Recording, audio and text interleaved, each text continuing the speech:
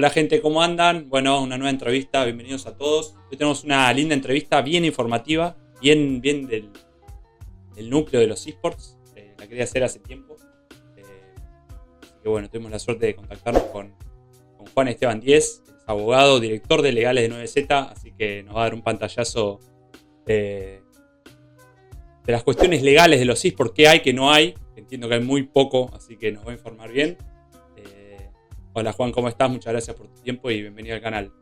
¿Qué tal, Tommy? ¿Cómo estás? Bueno, para mí un placer, siempre a disposición. La verdad que me gusta participar de charlas de este estilo, de notas de este estilo, así que siempre al servicio de la comunidad, de la industria y de lo que me toca hacer, que como bien decías antes, es ser abogado un poco de este ecosistema. Bueno, muchas gracias por tu tiempo. Yo te conocí en la UAD, voy a dar una charla ahí a la carrera de esports, así que te conocí ahí y dije, le tengo que hacer una entrevista porque está muy bueno. Si bien es una temática que en general a la gente le aburre, ¿viste? Y más a la gente que le gusta videojuegos, o sea, le aburre esto. Sí, Vamos a mí a ser me realistas. divierte lo que hago, pero sí reconozco que le puede resultar tediosa o poco entretenida a gente que no profesa esta religión, que es esta profesión que me tocó, que he elegido y que hace de mi vida. Pero bueno, hay que meterle, yo que soy un canal que hablo de esports, y obviamente también hablo de la parte deportiva, también me gusta indagar en estos temas porque está bueno y además veo que es un terreno que está todavía como muy vacío, ¿no? Como que ustedes, tengo entendido que no hay leyes con respecto a los esports en nuestro país, a diferencia de otros países que están más desarrollados, sí tienen algunas leyes. Y bueno, quería saber un poco y que expliques también a la gente de los esports cómo trabajás vos, cómo trabaja la parte legal en lo que son los esports en Argentina. Sí, lo voy a para no contar cosas que no se deben contar o no revelar los secretos de un mago, como se dice habitualmente. Lo voy a despersonalizar del rol. Voy a poner un equipo X o un equipo NN como para contar un poco cómo es la dinámica. Como bien decías antes vos, no hay legislación. Hoy por hoy la nuestra es una industria que utiliza herramientas de otras industrias o buenas prácticas profesionales de otras industrias. Hablo legislación tanto en términos legales, como en términos contables, como en términos de gestión propiamente, sacando la pata deportiva que obviamente tiene su tradición y sus normas escritas respecto a la hora de disputar un torneo, por ejemplo, o una competencia. En el resto de la pata de una organización, que es la gestión propiamente dicha, no hay nada escrito, entonces requiere un ejercicio de muchísima creatividad en muchos casos y también tomar elementos de otras áreas o de otras experiencias, de otros deportes, de otras industrias y volcarlo a esto. Y a mí en lo personal me resulta muy gratificante, como te decía antes, participar de charlas. Muchas veces a mí me toca estar del otro lado de muchos eventos porque me nutro de esas experiencias. Hace mucho Guardiola vino a dar una charla a Argentina y él se definía como un ladrón de ideas. La verdad que me gustó mucho esa frase y la tomo porque constantemente estoy robando ideas de otros lugares para tratar de volcarlos a lo que a mí me toca, que es toda la parte legal y jurídica, en este caso de 9Z, pero como te decía antes, puede ser mi rol en otro equipo y va a ser exactamente lo mismo en ese punto. La cuestión es aplicar toda la creatividad y toda la máxima experiencia que uno pueda tener en el terreno, conociendo la industria, conociendo a los actores y a los interlocutores que tenemos. La nuestra es una actividad que requiere mucha interrelación con distintas áreas. Esto es, en la fase interna, tanto marketing, prensa, pata deportiva sobre todo, sponsors, bueno, marketing comercial, etcétera, en todo lo que es la parte interna de la organización, pero también con actores externos, organizadores de competencias, publishers, muchos actores que circulan alrededor de entes gubernamentales, alquiler de una gaming house, por ejemplo, requiere saber cómo se hace un contrato de alquiler, ese tipo de cosas, como decía antes, es una industria, repito, a mí me apasiona mucho porque requiere creatividad, sobre todo a la hora de resolver muchos de los problemas que nos aquejan, que son varios, principalmente porque vivimos en un país donde los problemas están a la orden del día y eso requiere un entrenamiento para tratar de resolverlos en el mayor tiempo posible. Por eso, como abogado, tenés que tener ganas, ¿no?, de meterte a esports porque no tenés un marco, o sea, no tenés cuestiones legales sólidas que vos puedas defender, no sé, tenés que buscar en otros lugares, no sé, en el Código Civil, no sé bien qué leyes utilizan. Pero digo, es más difícil porque vos, no sé, sos abogado penalista, sabés a dónde ir a buscar lo que tenés que ir a buscar, ¿o no? Sí, claro, a ver, por eso decía antes, para mí eso es todo lo contrario, para mí eso es un desafío y un desafío lindo, porque en lo personal vengo del palo del deporte tradicional, soy hincha y socio de Racing, participo de la vida política e institucional del club, y está mucho más esquematizado y uno ya sabe ciertas cosas que ya han ocurrido por la experiencia, porque ya hay leyes, porque ya hay regulaciones, porque ya hay normativa y una tradición en resolución de conflictos de determinados temas. Entonces el margen de creatividad o el margen de maniobra que uno tiene es mucho más bajo. Acá, insisto, hay mucho por hacer. Para mí es muy apasionante ser pioneros en esta industria, lo de la parte legal, pero insisto, esto se aplica a otras prácticas de otras áreas. Para mí es muy apasionante ese mundo porque, como vos decías antes, las respuestas no están dadas a la mano o sabiendo dónde buscarlas, sino que apelar mucho, como decía antes, a la creatividad, al ingenio y tratar de formularse nuevas preguntas. O inclusive preguntas que ya otras industrias ya se han formulado y ya han resuelto, y a veces no ir para el mismo lado, sino tratar de torcer un poco el rumbo, más allá de que obviamente la experiencia marca hacia dónde van las cosas.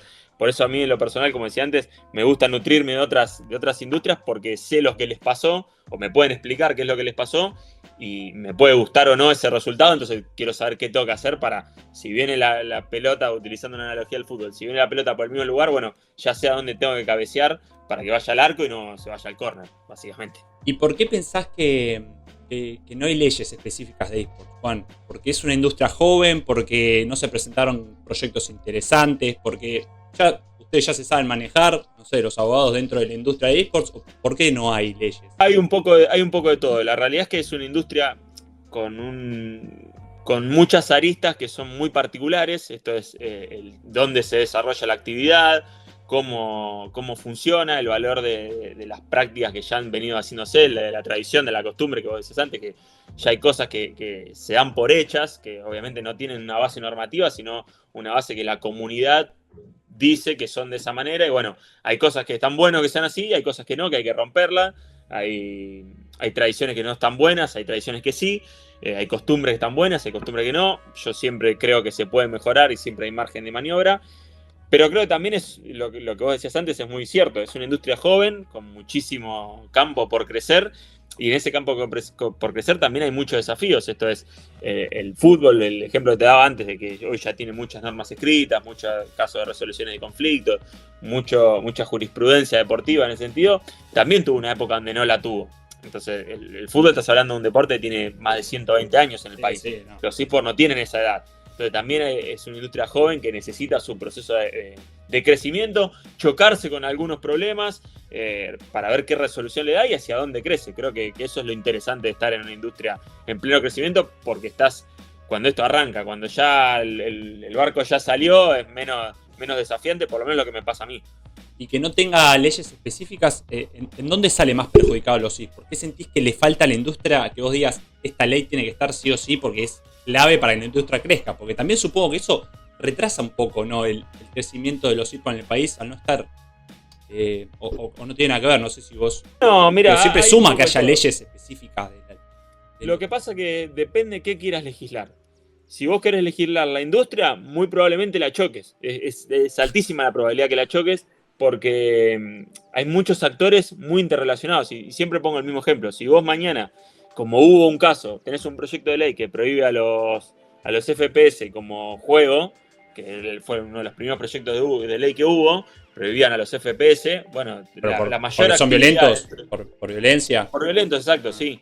Digamos, por presumir que son violentos, porque la realidad es que no lo son. Como tampoco es violento el tiro en los Juegos Olímpicos, por decirlo de alguna manera. Y estás hablando de la utilización de armas, estás hablando de un montón de cosas que no... lo que tiene que primar es la competitividad.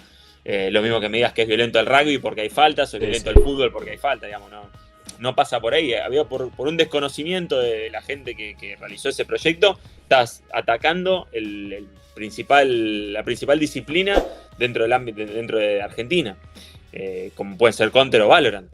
Entonces, si vos vas a regular la industria o vas a creer que podés regular la industria, y muy probablemente la choques. Ahora bien, si vos querés regular ciertas consecuencias de la industria, como por ejemplo que la calidad de prestadores de servicio de los jugadores, o no sé, ciertas cuestiones que hacen a la organización de eventos, o ciertos estándares mínimos para la hora de realizar ciertos certámenes, bueno, ahí es otra historia, ahí tendremos que distintos actores del ecosistema sentarnos a ver cuál es el mejor camino. Obviamente yo no lo tengo y yo velo por los intereses, en este caso de un equipo, de una parte del ecosistema, pero obviamente un organizador de competencias va a tener otros intereses, un publisher va a tener otros, hay muchas aristas y muchas áreas involucradas a la hora de sentarse a pensar una regulación macro, si se quiere. Por eso, insisto en lo mismo, si la pretensión es hacer una regulación para toda la industria, y muy probablemente salga mal. No ahora, se pueden, si vamos a regular ciertas consecuencias, bueno, veamos por dónde es el camino.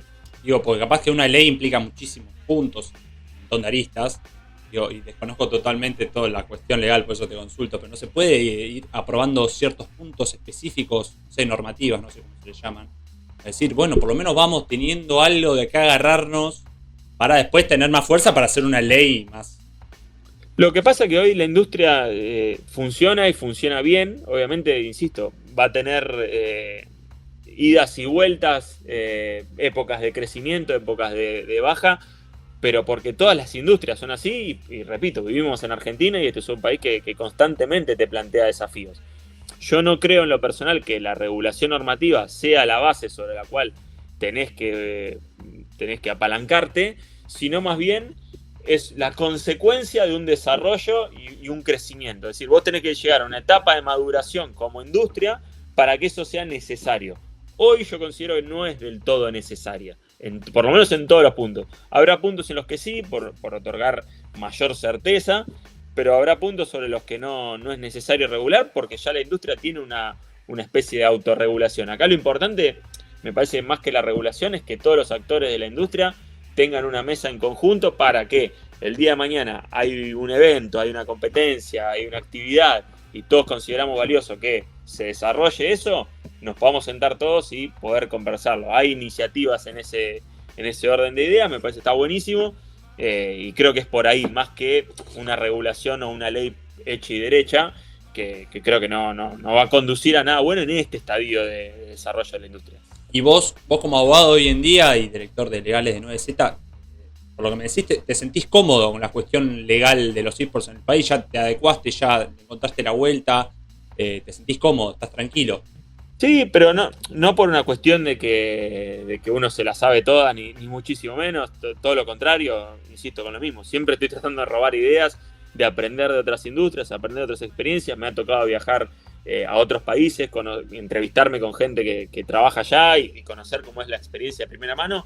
Y la verdad que eso es muy gratificante porque primero nos pone en un lugar de mucha importancia en Argentina y Latinoamérica en cuanto al desarrollo de la industria, pero también por ver que en otros lugares se sigue esa misma tendencia. Entonces, creo que lo importante, insisto con lo mismo, es estar conectados, tener red de contención para un montón de problemas que surgen, de gestión, del día a día, de resoluciones de conflictos que pueden llegar a pasar, y lentamente todos, o ir creciendo todos juntos para que el día que haya una regulación o haya una voluntad de regular algún punto en específico, bueno, estemos todos alineados, que ese es el camino, porque si no, lo contrario, como ya ha pasado, ya hubo proyectos de ley en ese sentido, lo más probable que, insisto, que la choquen porque no van a conducir a algo positivo, porque no hay esa etapa de maduración de todo el ecosistema, de todos los actores. Si hablo de equipos, organizadores de competencias, jugadores, casters,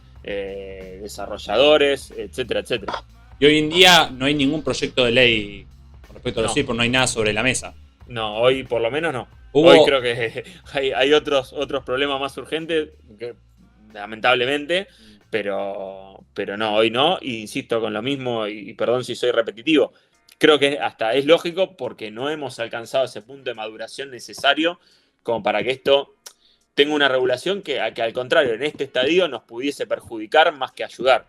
Ok, porque sé que hubo proyectos. Momo había presentado uno, no sé si fue real o no. Sí, más vinculada a creadores de contenido. Pero no había una de esports. Sí, pero el proyecto en general era más vinculado al tema de tanto de jugadores como creadores de contenido, pero más sobre el tema impositivo, las divisas respecto de pagos que se pudiesen hacer desde el exterior, iba más por ese lado.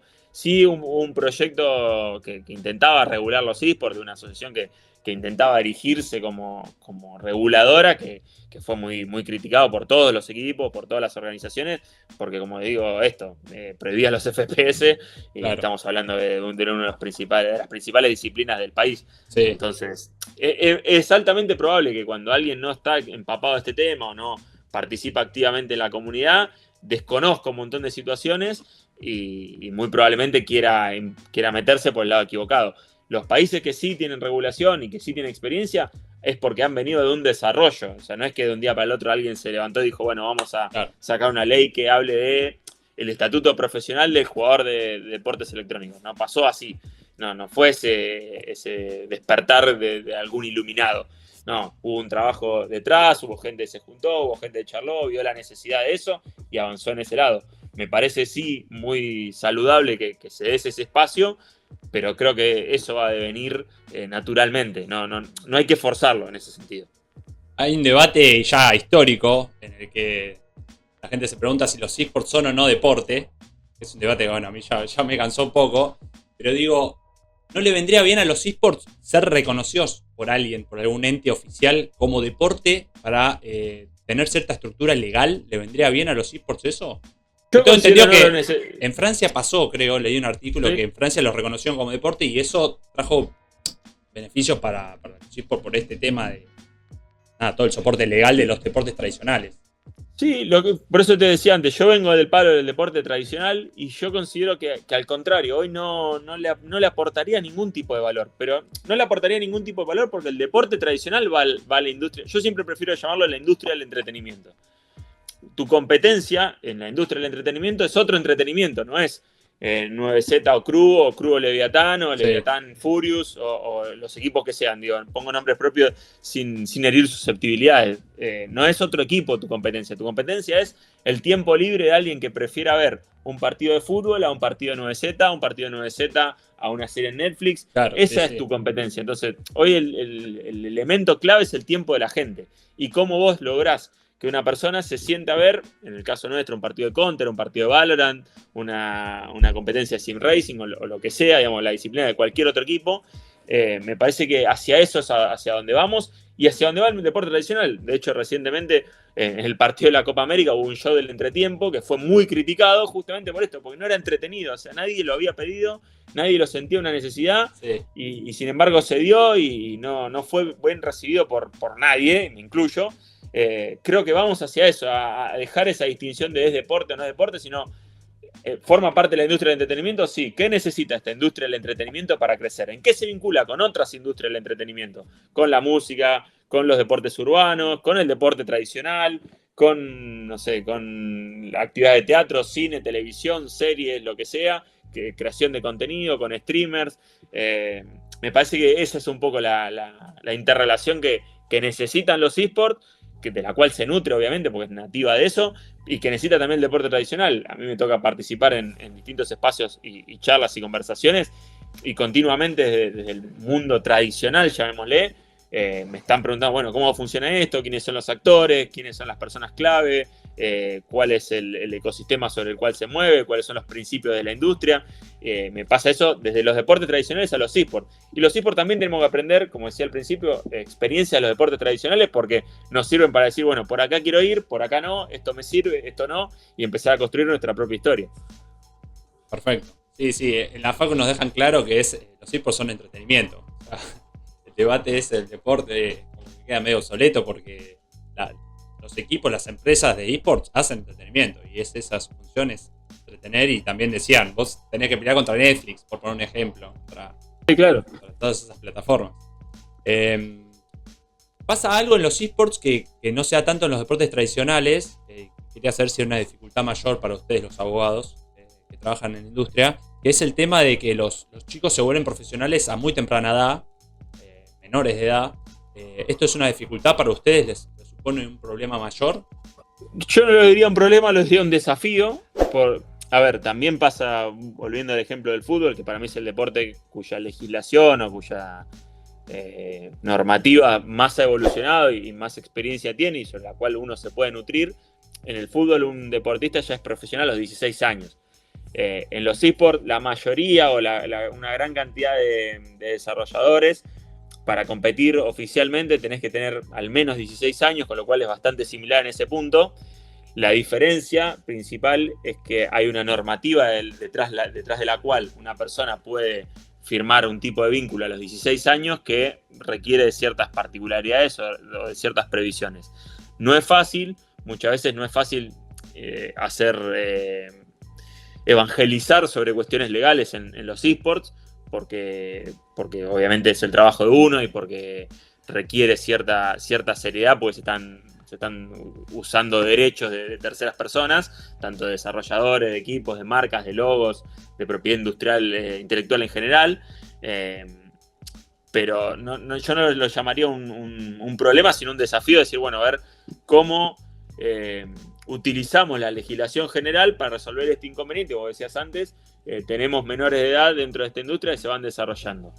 ¿Cómo hacer para que se desarrolle en un ecosistema sano? Nosotros tratamos de ser muy cautos, muy cautelosos, muy serios en todo nuestro acercamiento a ese tema, y hablo en general de todos los equipos porque me consta que es así en la gran mayoría de los casos, que tratan esto con la seriedad que requiere, porque obviamente hay padres involucrados, hay menor de edad, hay derechos que no pueden ser vulnerados, hay cierto tiempo que requiere esta práctica, pero también es cierto que la nuestra es una industria en la cual a muy temprana edad ya se empieza a consumir además.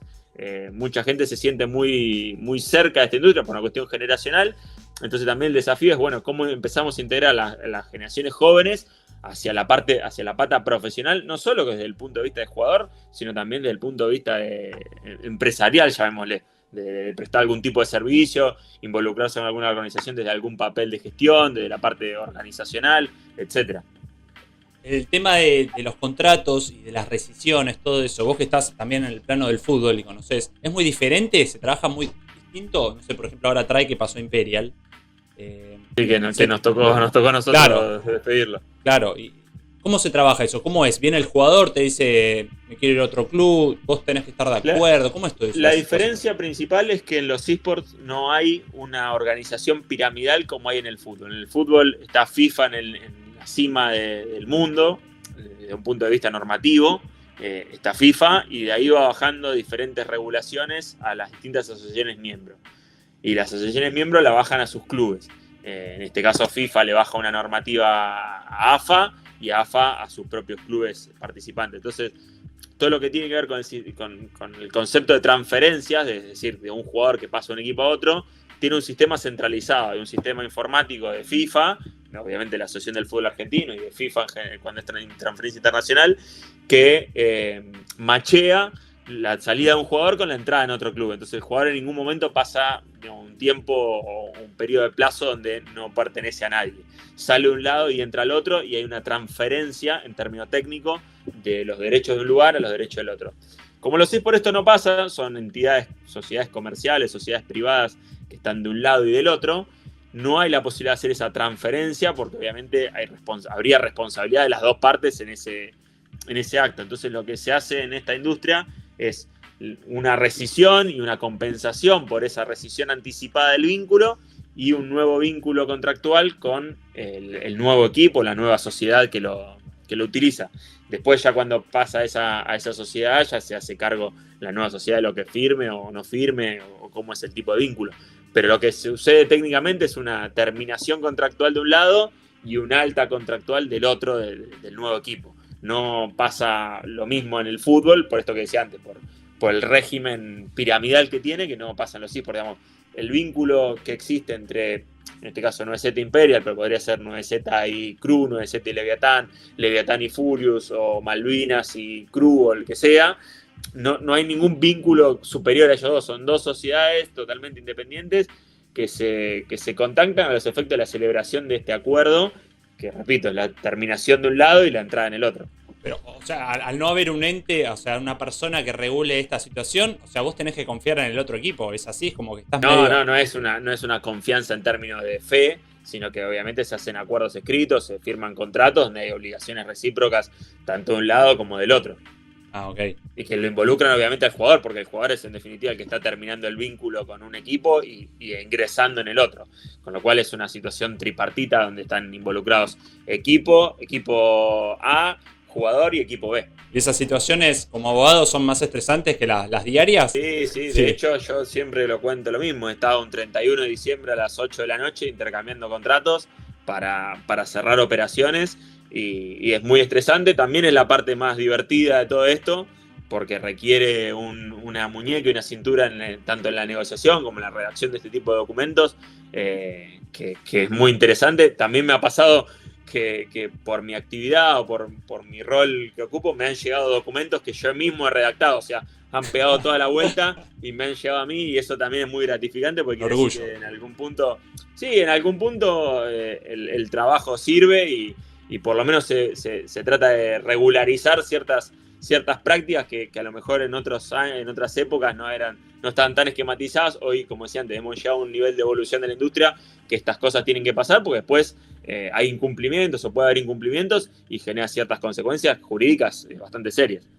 Para terminar, la última, que me cuentes un poquito cómo fue todo, porque imagino habrá sido muy estresante el tema de la mudanza de los chicos allá a España.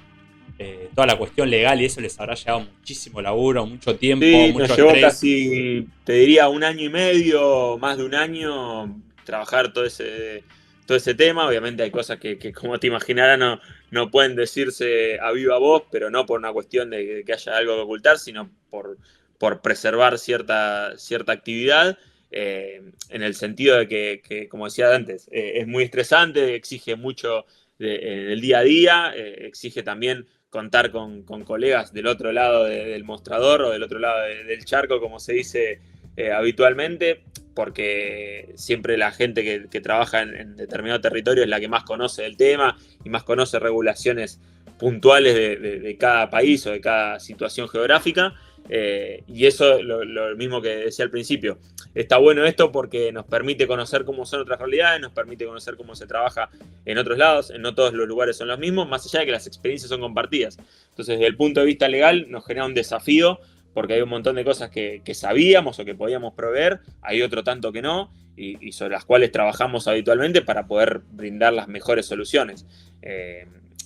Hay casos como puntualmente cómo se desarrollan las relaciones contractuales que hay que tener en cuenta, que son diferentes, entonces eso nos exige también un nivel de precaución mayor. A mí en lo personal como abogado me genera un desafío, me genera una carga de laburo, pero de intensidad muy linda, como que me produce mucha satisfacción y es muy gratificante porque, insisto con lo mismo, uno va construyendo esta industria y ser parte de esa construcción me parece que es mucho mejor a ya tener las respuestas todas dadas y ya saber el final de la historia. Me parece mucho más interesante desde el punto de vista laboral trabajar para construir una casa, llamémosle así a esta industria, que ya entrar con la llave puesta. Imagino que habrán, no sé, contratado gente allá, abogados específicos, pero también te habrás aprendido muchísimas normativas y leyes de España, ¿no? Sí, uno aprende mucho, aprende a un ritmo muy acelerado.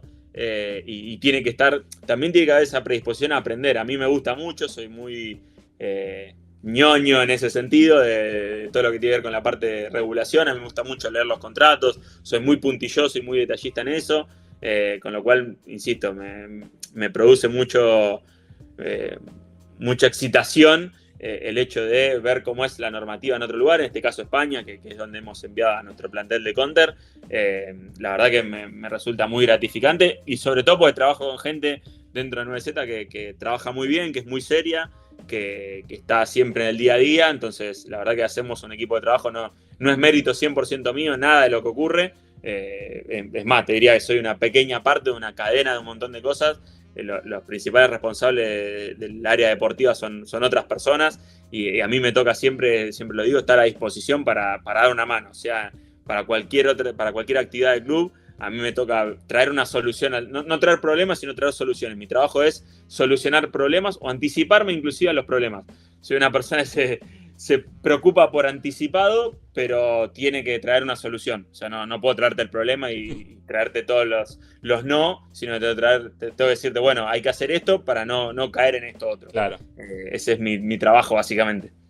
Es estresante, porque tenés que tener la respuesta. No puedes decir, no sé. Sí. No, puedo decir no sé, pero... Dame un tiempo. Digamos, No sé, pero dame limitado. tiempo.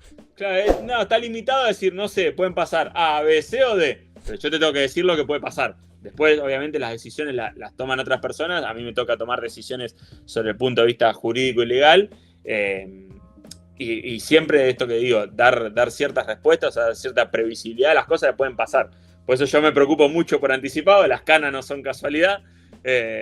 Entonces, bueno, nada, es eso, es tratar de estar siempre un paso adelante de las circunstancias que pueden ocurrir, sea en España, sea en Argentina, sea en Brasil, en Uruguay, en Chile, o donde nos toque tener a alguien puntualmente brindando algún servicio o teniendo alguna actividad de la organización, como nos pasa a nosotros, les pasa a absolutamente todos los clubes. Por suerte, tenemos la posibilidad, todos los clubes, de sentarnos en una mesa y compartir un montón de estas experiencias que nos sirven a todos, porque todos tenemos mucho por aprender en la vida en general, y la verdad es muy útil siempre contar tanto con colegas como con gente que participa de la administración de los clubes para resolver un montón de situaciones del día a día. ¿Trabajan juntos? ¿Hay buena onda entre los abogados de acá, de los equipos de acá? ¿Organizaciones o no? Sí, porque y más que, al margen de los abogados, digo, entre los dueños de los clubes siempre, hay buena insisto, onda. más allá de la competencia deportiva, Sí. hay una realidad que es la problemática de la industria les afecta a todas las organizaciones. Después puede haber un resultado deportivo a favor, en contra, mejor, peor, que te han ganado un campeonato, levantar una copa, pero lo que pasa, como se dice en el fútbol habitualmente, la línea de cal para afuera, nos pasa absolutamente a todos como organizaciones. Entonces es muy positivo tener ese vínculo entre todos los equipos y entre todas las organizaciones para poder hacer frente a esta problemática. Bueno, Juan, muchas gracias por tu tiempo. Muy claro, muy importante saber estas cosas. Así que te agradezco el tiempo y toda la información. No, a vos, Tommy, te agradezco. Insisto en lo mismo, para mí siempre es un placer participar de charlas, de debates. Siempre me gusta estar del otro lado como oyente muchas veces. Hay gente que tiene muchísimas cosas interesantes para decir. Ojalá lo que yo le haya hecho no le haya resultado tedioso a la gente del otro lado, y siempre a disposición para lo que necesiten. Bueno, gracias. Un abrazo grande. Abrazo grande.